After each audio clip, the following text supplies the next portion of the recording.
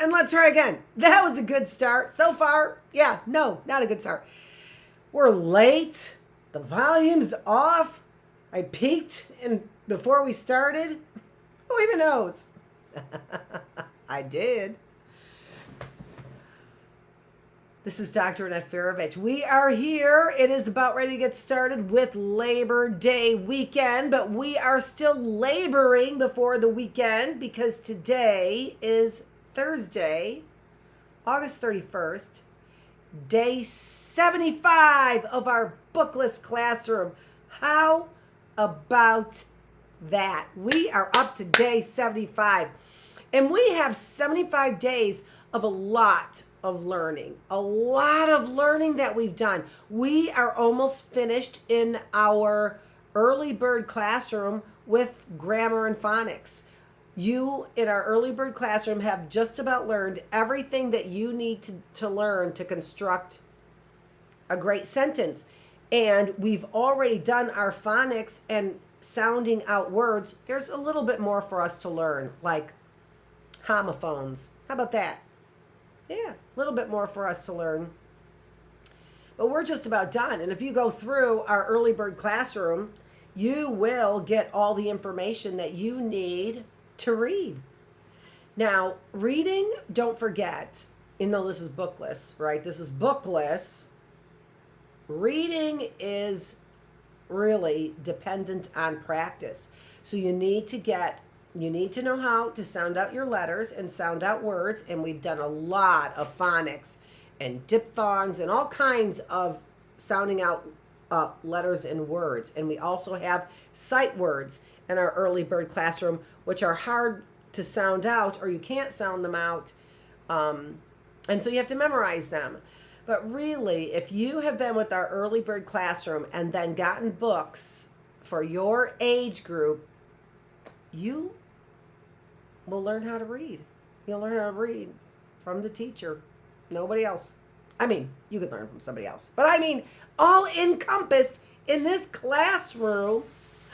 There's my, oh.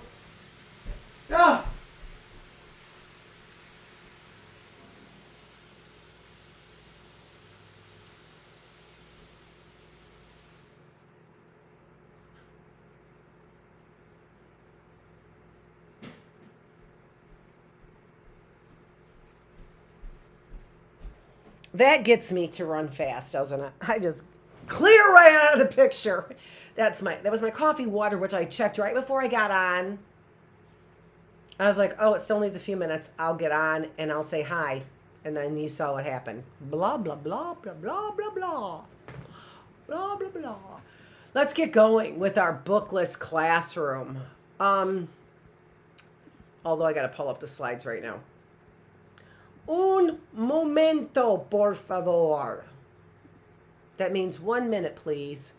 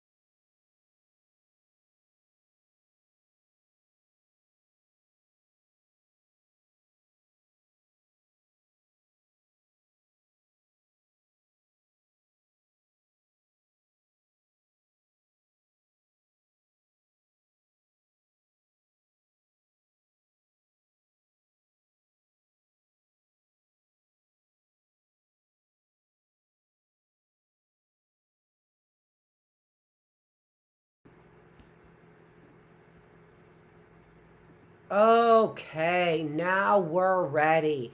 It took me obviously a little while, and actually I'm not even really ready because I don't have my coffee.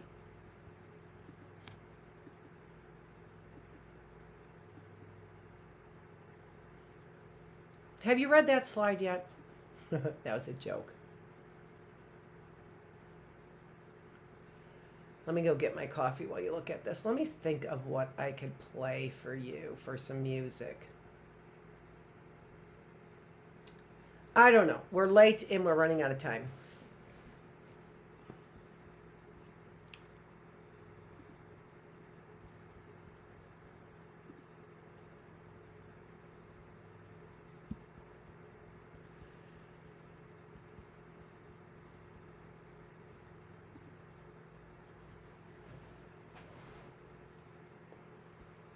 All right, read that slide. I'll be right back.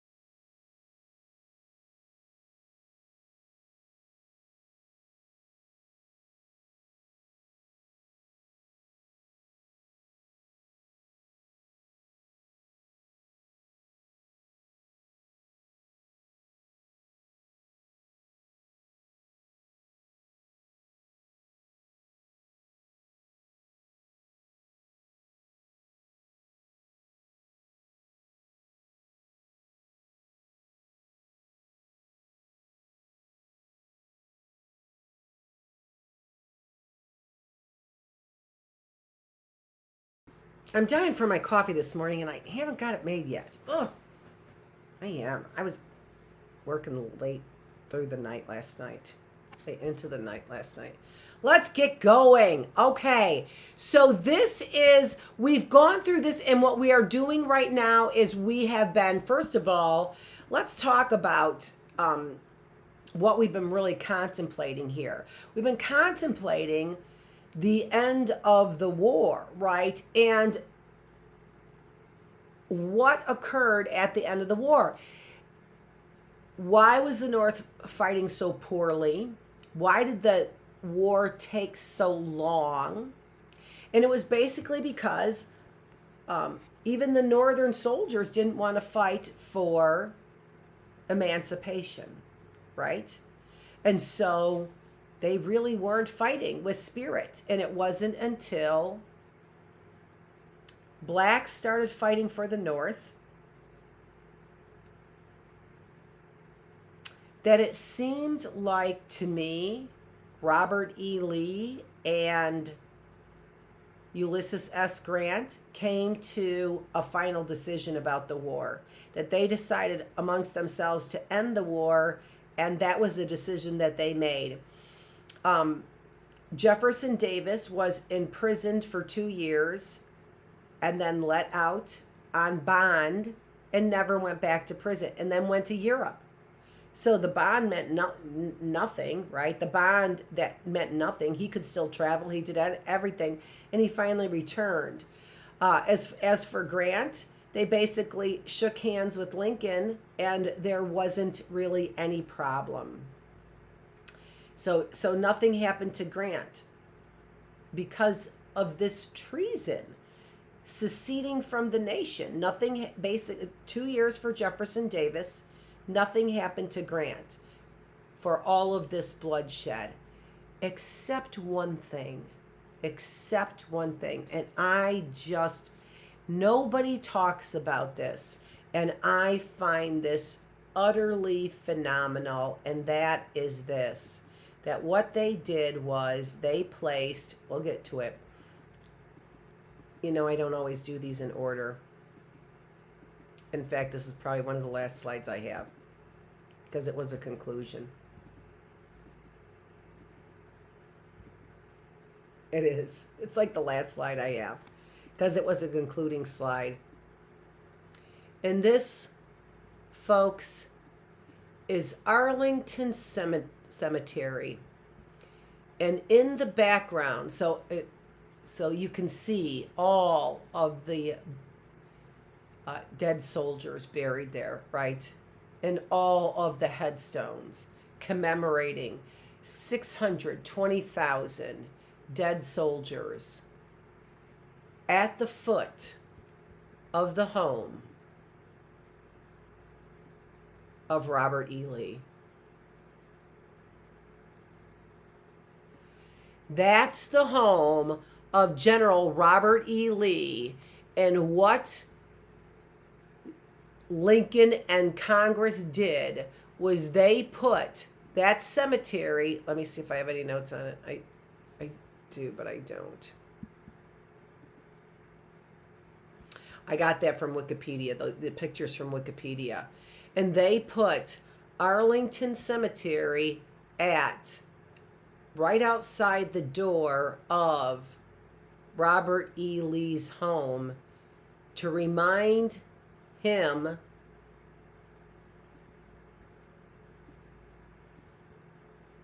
and clearly was never allowed to go back to that home. So he didn't receive any punishment, but a great reminder that, and actually he did die without being reinstated as a citizen of the United States. But it was I think it was President Eisenhower maybe, that found the papers that gave him citizenship and reinstated Robert E. Lee as a citizen over 100 years later. So, no formal punishment for Robert E. Lee, although because he seceded, he was not a citizen of the United States and died believing he was no longer a citizen of basically the country he fought for. And as a general, I would imagine that that would be discouraging. That would be very discouraging, I'm quite sure. And likely that's the reason why, the sheeples of the United Daughters of the Confederation, or the Confederate, probably did what they did. So if you want some more background on that, I don't want to get into it again, but yesterday we talked a lot about just some of the things that I just mentioned there. Whoop.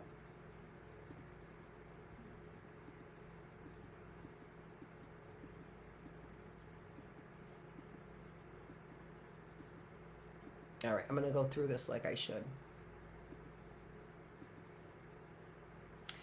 The Civil War was fought between the Northern, and so this is our summary, which we have gone through at the beginning. It was our introduction and our summary, if you remember. But we are going to go through it again with quite a few additions to it as our conclusion. So there is an addition you can see right there where we put in where we've got free states. We have the southern states, which are separated from the United States, part of the slave states that seceded from the nation. And then what I also have there are the percentages of that population that was enslaved. So if you can't see that very well, for Alabama, 51%, Arkansas, 22%, Delaware, 3%, Washington, D.C., 7%, Florida, 27%, Georgia, 55% of their population was enslaved. Kentucky, 22%. Louisiana, 47% of their population was enslaved. Maryland, 15%. Mississippi, 58% of their population was enslavement of people. Many northern states did not support enslavement, but many people actually in the government did support enslavement or did not want to get involved in the laws that are related to the plantations in the South. The North and South, the South felt that the Civil War would end quickly because they didn't believe that the North cared enough to keep the Union together and fight with the South over slavery. They didn't feel that the North cared enough to fight for slavery. And in the end, the war lasted, the Civil War lasted for as long as it did because they didn't want to fight for slavery. They didn't want to fight for emancipation. The North did not want to fight. They were willing to fight for the Union, but they weren't willing to fight for emancipation. And that was the reason why the war took so long. Some very interesting things when you read between the lines that I found out about this war, or sort of discovered reading between the lines.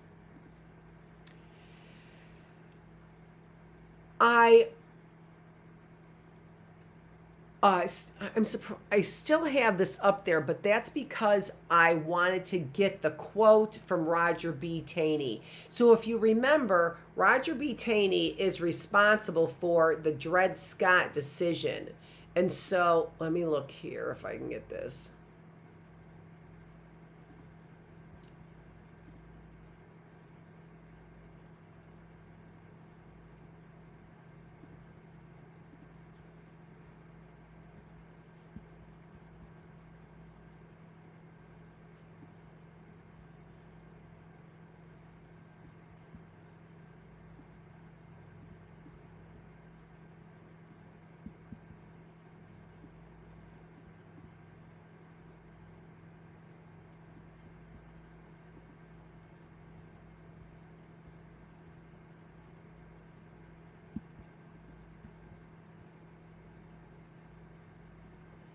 So I wanted to get, I was focusing again on the abolitionists, but I wanted to get some quotes, and I finally found the quote that I was looking for from Roger B. Taney. So if you remember, he was the judge who decided on the Dred Scott case right there. And so I took some of that information as part of the quote, but I didn't have an actual quote. And I knew I had one, and I finally found it. So there's the quote that I got. And this is from, I think, Brainy Quotes, I think is where it's from. So, every intelligent person whose life has been passed in a slave-holding state and who has carefully observed the character and capacity of the African race, carefully observed the character of the capacity of the African race, like they would know, like an outsider would know, because of careful observation, they will see that a general and sudden emancipation would be absolute ruin to the Negroes as well as the white population. And so there we see clearly this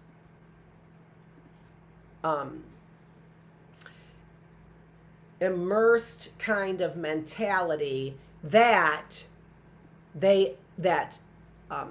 black people are. And to say that they're second-class citizens really doesn't, because we use that, so it's such a common phrase, treating people as second-class citizens. But what that really means is that there's a hierarchy. And as we talked about in, I think it was the critical thinking classroom, basically these individuals were making decisions on the idea that whites will always be superior. So this is the foothold that racism got in this country that was supported by people of power. And as far as the eye can see historically, that thinking has not been erased from the people in power. It keeps the people in power in power. So this kind of thinking that there's a hierarchy and that whites are supreme is evident in what Taney is saying. It's evident in the decision that he made. And it's evident in the powers that continue to run this country. As far as the eye can see, we still see the concept that white reigns supreme. Okay, let's see here.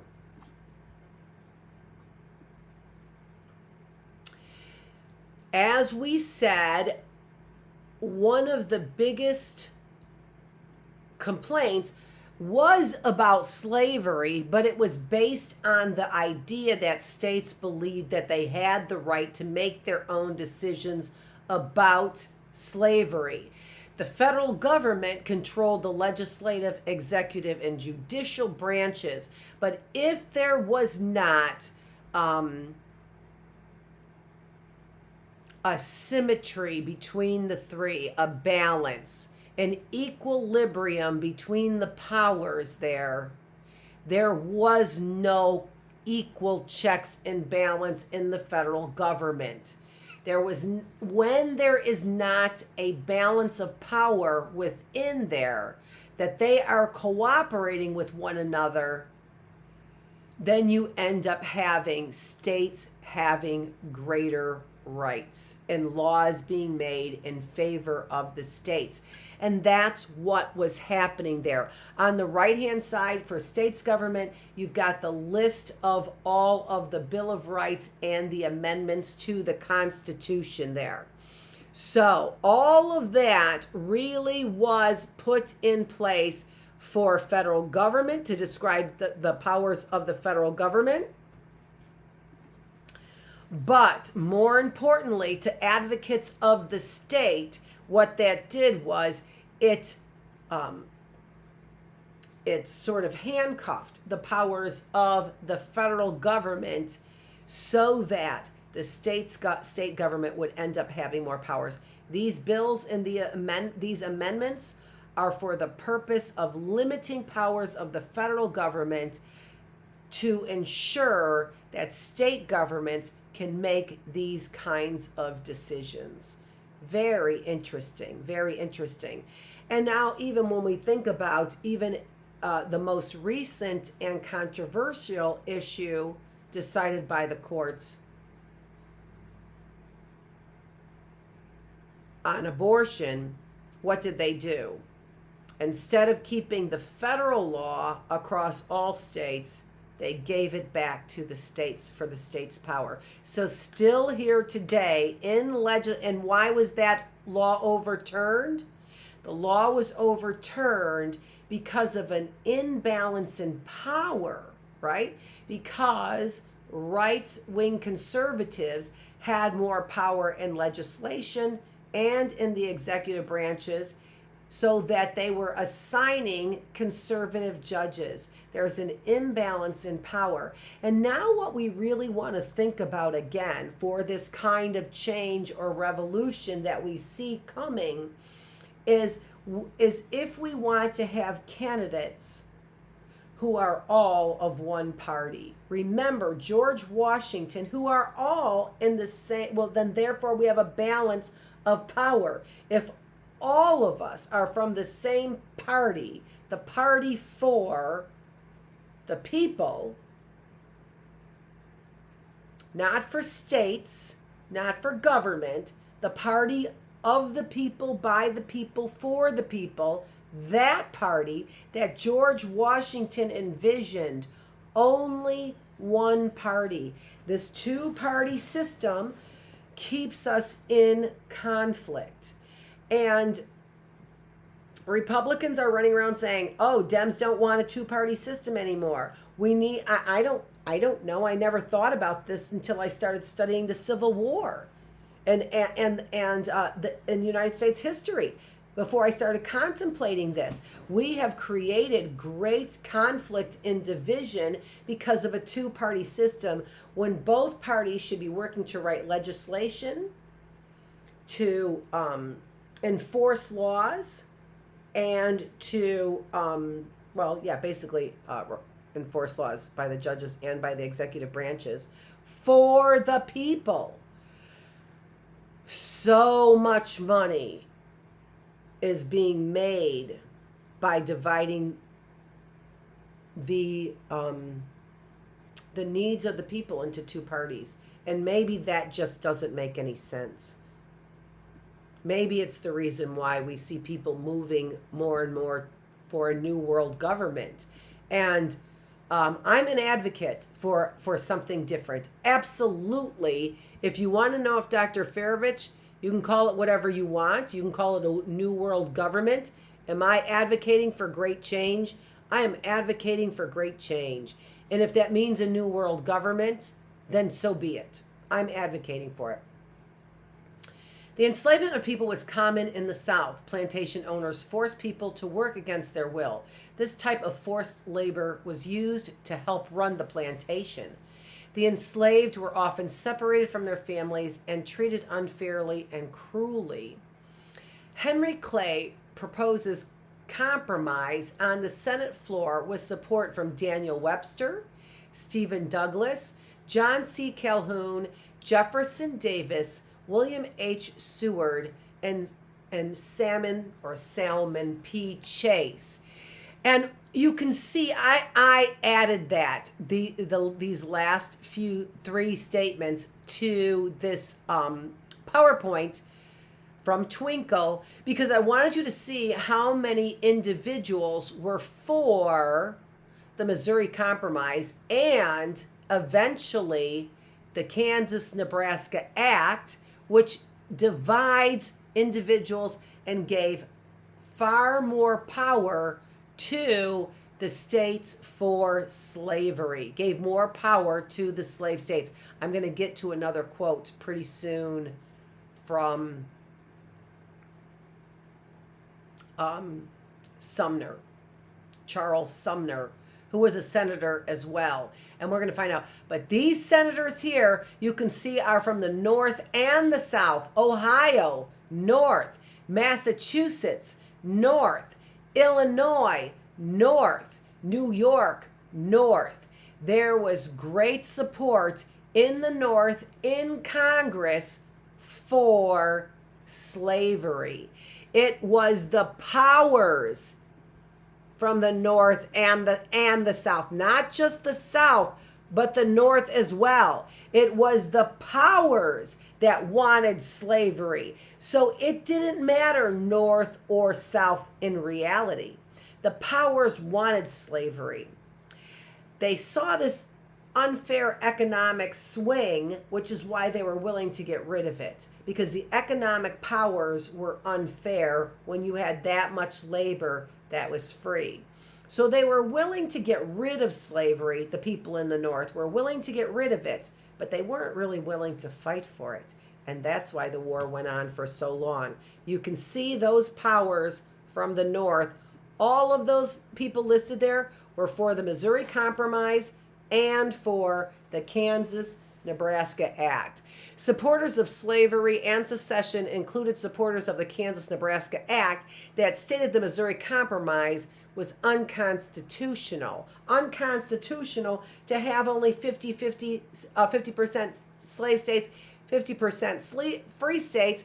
They wanted way more slave states. And Roger B. Taney rules on the Dred Scott case in Minnesota. I point out that this is in Minnesota. The reason why is because Minnesota also had George Floyd. Minnesota also has the Republican Eagles there in Red Wing, Minnesota. I don't know what that's all about, but that came to my attention. So thanks, AI, for bringing that to my attention. You've got a lot of problems in Minnesota with racism. Really hardcore racism that goes back to Roger B. Taney and Dred Scott. You apparently, Minnesota, didn't want to be the people that had the Dred Scott decision overturned. That's what it seems to me. You didn't want to have that decision overturned. So you can see how the seeds for racism are planted and how they spread. I saw monuments that is part of the, or that was in an article from, I don't want to give them I don't really actually want to give them credit, so I'm not gonna, or advertisement. So I'm not gonna mention the company, but they were thinking that it was funny. So they're not spending money on putting up respectful monuments, but they're saying, oh, they're there putting up monuments that are humorous. So Harriet Tubman's big toe, and I don't know, I think a nose from somebody else, right? And all of these ha ha he he monuments, except for maybe one, were all ha ha he he monuments. Money being spent. Who's raising that money to put up extremely disrespectful monuments to those black abolitionists? This is how the seed is planted, and people dismiss the characterizations that lead to the motivation for violence that we've seen. Oh, it's no big deal to have a big toe. It's all in great fun. Look we're doing it to all kinds of people. Ha ha he he. It's disrespectful, and what it does is it continues to create a climate of divisiveness and the idea that whites are supreme. Keep cutting it. Right? Is that what you keep cutting so that people think that that's what I'm saying? You guys are just third graders is what you are. Just like you, whoever, I don't even know what your name is over there that I saw. Yeah, and who cooked that pizza? Because you put an awful lot of pork on that pizza, didn't you, over at Cottage Inn? Who was the chef there? Because I really have a lot of questions about that. Really have a lot of questions about who is serving over there. But I know you know who I am. Dr. Annette Feravich. I know you know who I am. So, what is your name? I don't even remember your name, and that's good. In 1859, John Brown led a raid at Harper's Ferry to protest enslavement. Differences between the North and the South. The North was very industrialized with a lot of manufacturing in large cities. They paid a lot of immigrants very low wages, but they weren't free labor. And they also didn't mistreat and beat those low paid workers. The South was very agricultural, with many plantations that required a great deal of manual labor. Industry required a great deal of manual labor as well. It's just the North wasn't so lucky to not be able to get free labor. Many people in the North supported a strong federal government. Many people in the South supported a strong state government, or a strong state governments.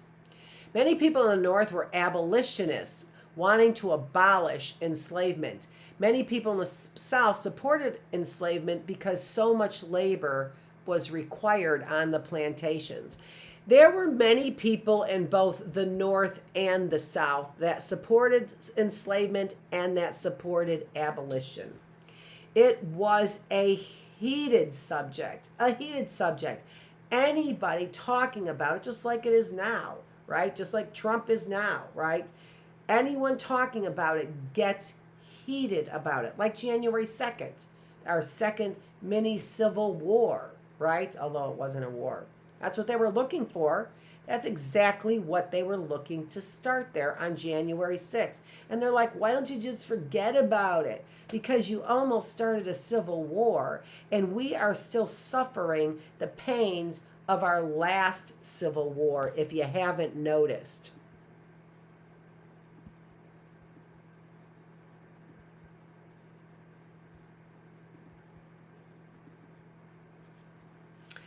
Abolition. Abolition means to abolish or end slavery. Many Northerners were abolitionists, and there are some notable abolitionists: Frederick Douglass, Harriet Tubman, Sojourner Truth, and Harriet Beecher Stowe. We talked about Frederick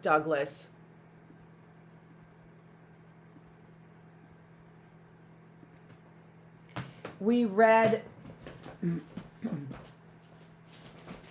Cornerstone of Freedom's book, The Underground Railroad. Oh my gosh, did we not finish the Underground Railroad? Oh, how did we not finish the Underground Railroad? We're going to do that right now. I think I only have 3 or 4 pages.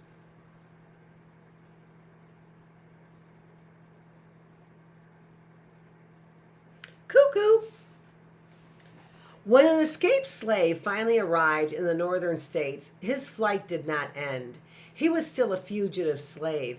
As early as 1793, Congress passed a fugitive slave law that said owners were allowed to capture fugitive slaves wherever they might be in the United States. Under the law, anyone assisting a fugitive slave could be punished. And we knew that, didn't we, right? Let me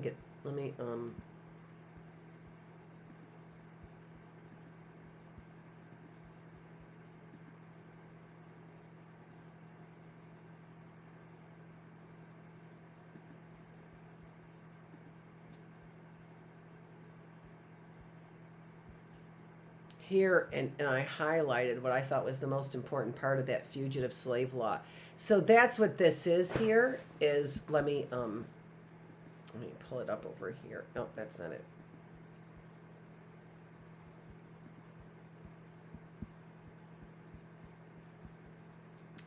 So here is the fugitive slave law. Let me see what you guys can see here. Oops. Oh, just a minute. Oh, the flash.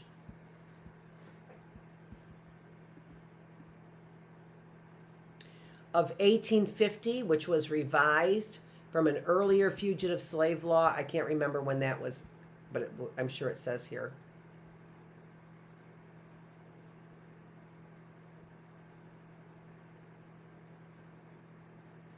Right here. 1793, the first fugitive slave law was passed. Let me make sure that you can see it.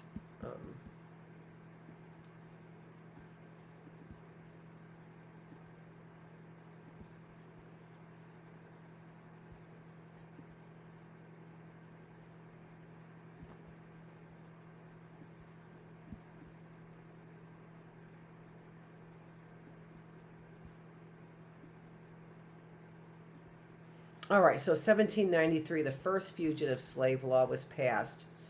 And then in 1850, the second one was passed. And there were, that was the most important findings, I think. Commission and federal judges had the authority to issue warrants to slave owners, slave catchers, or U.S. Marshals. So if I was a slave catcher, I could go get a warrant. I could get a judge to issue me a warrant as a regular citizen who said, I'm a slave owner or a slave catcher, to arrest suspected fugitive slaves. However, no arrest warrants were required, and accused escaped slaves could be seized without them, without a warrant. I could say, he's my slave. I could come up to a black man who is free, say he is my slave, and he could become my slave according to this law. The fugitive slave hunters had the right to demand the help of the U.S. Marshals. In addition, the law stated that all good citizens are hereby commanded to aid and assist in the prompt and efficient execution of this law. Any person who interfered with an arrest, attempted a rescue, or aided or hid a fugitive slave was liable for a $1,000 fine and up to 6 months in jail. So clearly we know, that's not where I was though. What was I looking at? This. Oh, I was reading. Clearly we know this was a real vicious law. It was a real vicious law. In the South, slaves were expensive. A strong slave cost $2,000 or more. When a slave escaped, his owner usually tried desperately to get him back. I wonder what $2,000 back then is worth now today. You should look that up. You should look that up. How much is $2,000 worth back in 1850? In most cases, the owner did not pursue the slave himself. Instead, he hired professional slave catchers to hunt down the escape. The slave catchers were crafty, ruthless men. Many of them had criminal records, and they were given warrants. Here, judge, here's a warrant from a judge. You're a criminal? Oh. We got to get rid of those. We got to capture those slaves. Here you go. Often, however, they were outwitted by agents of the Underground Railroad. Many underground stations had secret rooms where a slave could hide. One house even had a tunnel leading from the cellar to the woods outside. Some agents worked as peddlers. The horse-drawn wagons they drove had false bottoms that could conceal 2 or 3 fugitive slaves. In the northern border states, a constant war of nerves went on between station masters trying to hide runaways and slave catchers trying to capture them. One story from that period told of a station master who was also a tavern keeper. One day, a slave catcher came into his tavern asking if anyone had seen a fugitive he had been chasing. The tavern keeper claimed he had seen the slave just 15 minutes earlier. He added that the slave was wounded and should be easy to catch. So he suggested that the slave catcher have a glass of beer before continuing his chase. The slave catcher agreed, and the tavern keeper poured him a beer, then another, and another, and another. Soon the slave catchers passed out on the floor. The slave, who had been hiding in the attic of the building, hurried on to the next station. Religious groups often aided escaped slaves. The most active of these were the slavery-hating Quakers. Quakers did have one handicap in their dealings with ruthless slave catchers. They could not lie. To a Quaker, telling even the smallest fib was a sin. Oh! We remember that from our The Mostly True Adventures of Homer P. Figg. Oh, good book. Those Quakers, they couldn't lie. That's awesome. I think I'm going to ask a Quaker a couple questions. Laura Woodward, get ready for some questions. Are you Maxine Miller's little sister? One Quaker woman got around this by calling on still another Quaker belief. The woman was station master, and one night a sheriff and a slave catcher pounded on her door. The sheriff had a warrant. He demanded to search the house for a fugitive slave. The woman said there was no slave in the house. Actually, the slave was hiding underneath her husband's bed. The sheriff told the slave catcher it would be a waste of time to search the house because Quakers never lie. The sheriff told the slave catcher it would be a waste of... After the two men left, the woman's husband was shocked at how she had so boldly told a lie. The woman explained she had not lied at all. According to her Quaker beliefs, there was no such thing as a slave. All men and women were born free. So she was actually telling the truth when she claimed there was no slave in the house. The safest havens for runaway slaves in the United States were in the black communities that grew up in northern states. These towns and neighborhoods were made up mainly of former slaves. Some of them had bought their freedom. Some had been given their freedom by an owner, and some had run away so long ago that their owners had given up trying to capture them. The communities of free blacks accepted all runaways. They were also willing to fight to keep a fugitive free. Only a very foolish slave catcher would enter a settlement of former slaves to try to capture one and send him back to a life of slavery. The Underground Railroad had dozens of routes through Ohio and the New England states. Usually the end of those routes was Canada. Slavery did not exist in Canada. Slave catchers were not allowed to enter the country to try to capture a fugitive. Once a slave set foot in Canada, he was free. He was forever free. A favorite song among slaves included these words: O righteous Father, wilt thou not pity me and aid me to Canada, where all the slaves are free? One of the great men of the Underground Railroad was a Quaker named Levi Coffin. He lived in southern Indiana. Coffin had grown up in North Carolina. He remembered riding with his father one day when he was 7 years old. They passed a line of slaves being driven in chains to a market. My father addressed the slaves pleasantly, wrote Coffin, and then asked, "Well, boys, why do they chain you?" One of the men whose countenance betrayed unusual intelligence and whose expression denoted the deepest sadness replied, "They have taken us away from our wives and children, and they chain us lest we should make our escape and go back to them." So what did Taney say about if they were freed, they wouldn't even know what to do with themselves? Seems like when they were free, what they did was they tried to free more people. They simply did know what to do with themselves, didn't they? Coffin could not forget the sight of those slaves in chains. How evil was the system, he thought, that would condemn them to a life in chains from the very moment they were born. Coffin became a lifelong enemy of slavery. At the age of 14, he helped his first slave escape. Although no records were kept, it has been said that as many as 3,000 fugitive slaves passed through Levi Coffin's station near the Ohio River. It is no wonder that Coffin was often called the president of the Underground Railroad. Exactly how many slaves escaped to freedom through the Underground Railroad is unknown. During the slave era, the governor of Mississippi claimed that between 1810 and 1850, the South lost 100,000 slaves, valued at more than $30 million. Well, if there's something to be said for that, you talk about the value of the human slave. Wow. Wow. I mean, there's no number like that on me, I don't think. Maybe. Right? $30 million. Ah!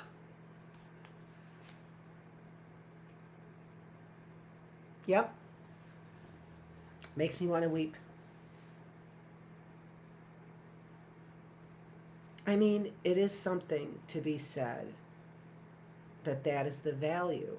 I mean, you can't put a price, and obviously you can't, but you could, because they did, and they bought their families back. So you could put a price, and that price was astronomical for the day, for today's day. That price is astronomical. I think it is. That figure is probably high, but there is no doubt that the Underground Railroad was beginning to shake the institution of slavery. Well, you know, if there's 100,000 slaves at $2,000 a slave, right?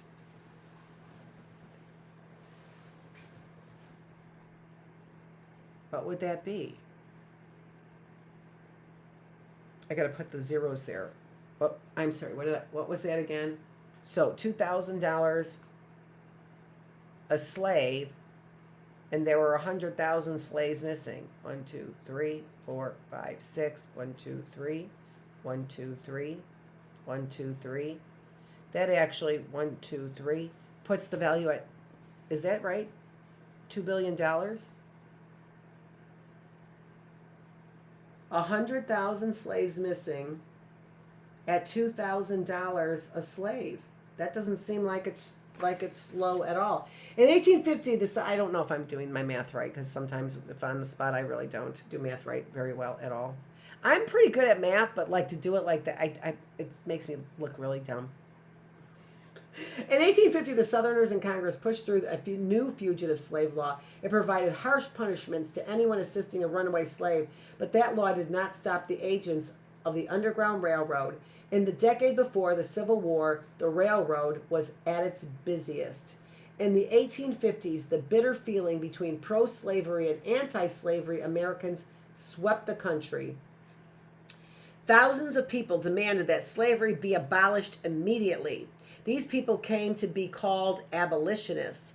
One abolitionist was a runaway slave named Frederick Douglass. Douglass had such power as a speaker that he overwhelmed audiences. He won converts to the abolitionist cause wherever he spoke. The voices that once had whispered against slavery were beginning to roar. To roar! In 1858, Abraham Lincoln made a famous speech. In it, he stated that the United States could no longer exist half slave and half free. A house divided against itself cannot stand, said Lincoln. 3 years later, Lincoln was president and the United States exploded into the bloody Civil War. While the war raged, Lincoln signed the Emancipation Proclamation, which ended slavery, at least in those areas controlled by Union forces. It also ended the work of the Underground Railroad in the North. Now there was no such thing as a fugitive slave. No people were ever more delighted to lose their jobs than the anti-slavery agents of the Underground Railroad. The heroes of the Underground Railroad had helped to destroy the institution of slavery. These Americans, both black and white, risked their lives and their freedom to bring some light into an otherwise dark chapter of the history of the United States. And there are people who still are promoting that same kind of dark chapter in the history of our country today, promoting that we still have the forces and the spirit of the Confederate armies, which is a spirit of slavery. That's what they were fighting for. The South wasn't fighting for their freedom to be away from the North. They were fighting for their freedom to enslave people. And when the United Daughters of the Confederate put up monuments, they are fighting for the enslavement of people. That's what that represents. That's what you are fighting for. Where are we? 10:30. Let's see here.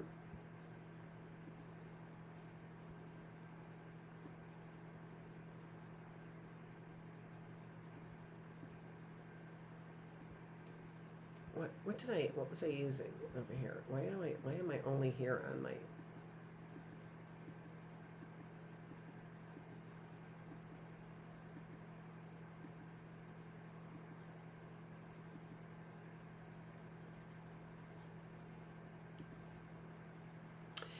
So I put up 4 abolitionists here that are mentioned on this slide. Even though we talked about them all, I put up 4 slides for each one of them with a quote that I found to be important and memorable. So here is Frederick Douglass's quote. Let me get it for my eyes to see. And this is from the speech that I read. I am not included within the pale of this glorious anniversary. When he was invited to speak on July 4th, as a patriot of this country, I am not included within the pale of this glorious anniversary. Your high independence only reveals the immeasurable distance between us. The blessings in which you this day rejoice are not enjoyed in common. The rich inheritance of justice, liberty, prosperity, and independence bequeathed by your father is shared by you, not by me. Harriet Beecher Stowe, who wrote Uncle Tom's Cabin. This is the quote from her book, which I loved this quote. And this is after, I think I shared this with you already, and this is after after a slave owner had exhibited all kinds of superstitions. The quote in the book says, "No one is so thoroughly superstitious as the godless man. Are you a gambler? You must be superstitious. Are you a godless man? Are you an atheist? There is no one so thoroughly superstitious as the godless man. I love it. Sojourner Truth. Those are the same stars, and that is the same moon that look down upon your brothers and sisters, in which they see as they look up to them, though they are ever so far away from us and each other. I liked that quote because I think a lot. Often I look up at the sky and I think, how many at that moment in time are looking up at the same sky that I see, are seeing the same stars? That there must be so many slaves who looked up at the sky at nighttime and wondered if their loved ones who they had been separated from were looking at that same sky at that same moment. I have. I've been separated from my loved ones because of all of this. I have been separated from my loved ones because they are in danger of being close to me, because people do not allow other people in this country of democracy to speak freely. And so I've been separated from my sons and my family, and I have looked.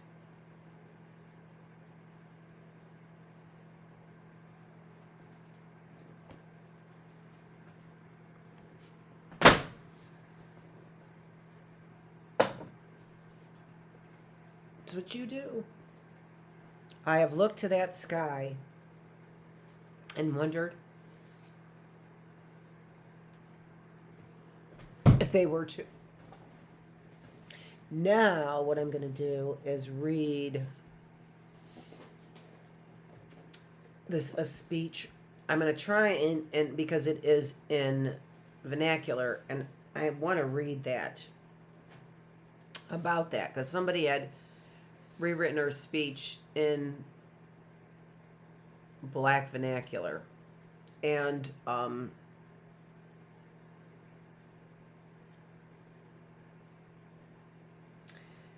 don't know if that was necessary, but okay. Sojourner Truth, right here. Sojourner Truth. In 1851, a women's rights conference in Akron, Ohio, had been dominated by male speakers who waxed eloquent about the delicate nature of women, the superior intellect of men, Eve's role in committing the original sin, and Christ's masculine nature. You need to think long and hard if there aren't too many people who think still today exactly what I just read from 1851. A women's rights conference in Akron, Ohio had been dominated. A women's rights conference in Akron, Ohio had been dominated by male speakers who waxed eloquent about the delicate nature of women, the superior intellect of men, white men in particular, Eve's role in committing the original sin,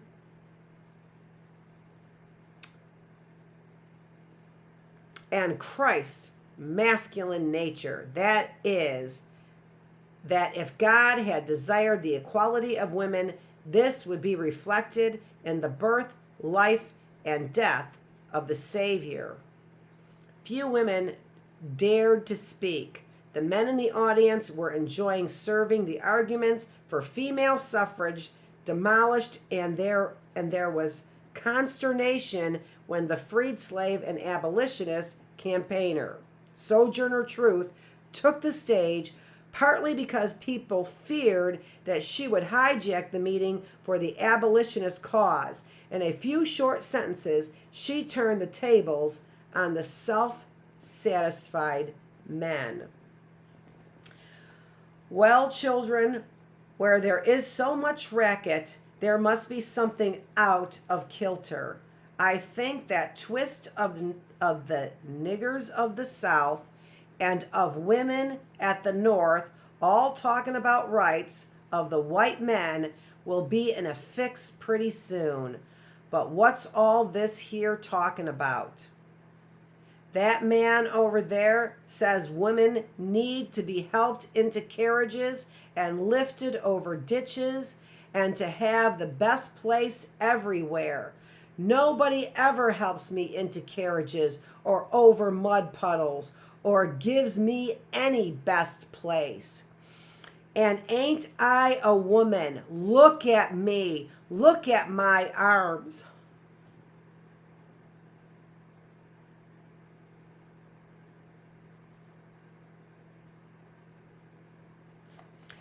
I have plowed and planted and gathered into barns, and no man could head me.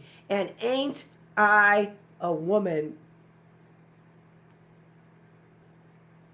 I could work as much and eat as much as a man when I could get it, and bear the lash as well. And ain't I a woman? I have borne 13 children and seen 'em most all sold off to slavery. And when I cried out with my mother's grief,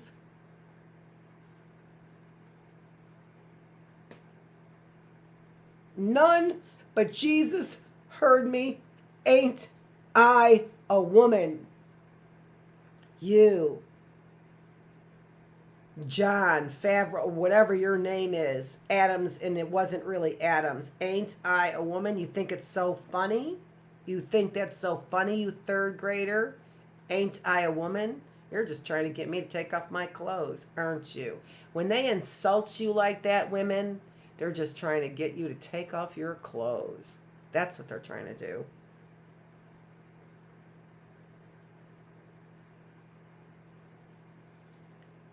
Then they talk about this thing in the head. What this they call it?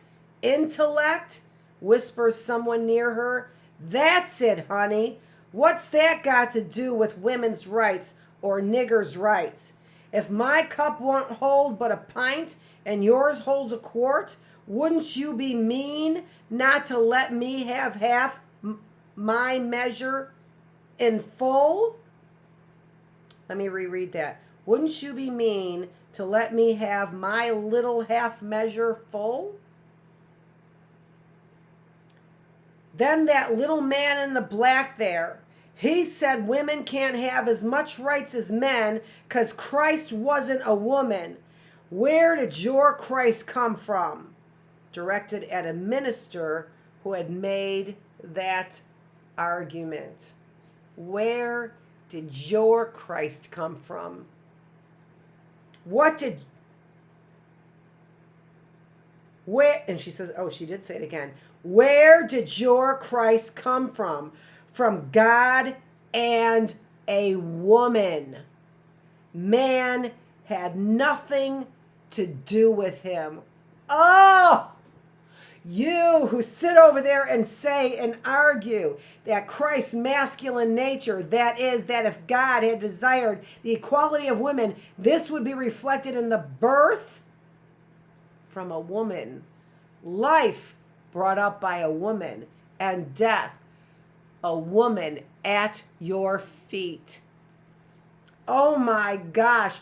And you say whites are superior. She can barely speak the language. And look at the bullets she is shooting at that minister. Remember, I don't read these in advance, so I can get this upset and excited and passionate about it. I did not read this in advance. I thought about it so I could use the vernacular. As you can see, I'm not.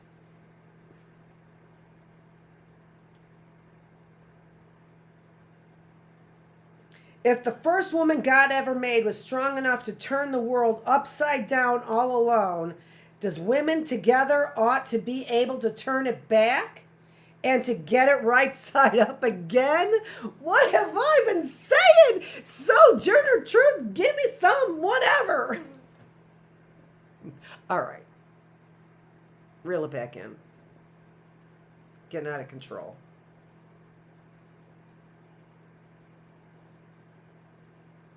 And now they's asking to do it. The men better let 'em. Okay. Again, I just read that for the first time and I'm getting the vernacular worked through. So did you hear that?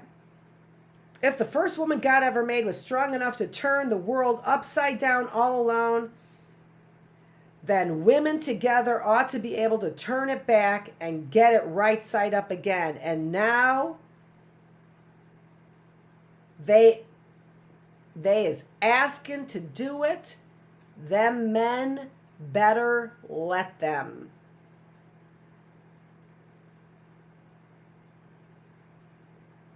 Obliged to you for hearing on me, and now old sojourner hadn't got nothing more to say. And neither do I for today. That's it for the Bookless Classroom. I hope you got that. We finished the Underground Railroad, so we got to that. Let me give you one more. I want to give you one more, just because I want to get to the last abolitionist here and the last quote I have, and that's the only reason why. So let's get to the quote by Harriet Tubman. If you hear the dogs, keep going. If you see the torches in the woods, keep going. If they're shouting after you, keep going. Don't ever stop. Keep going. If you want a taste of freedom, keep going. I just can't think of a better way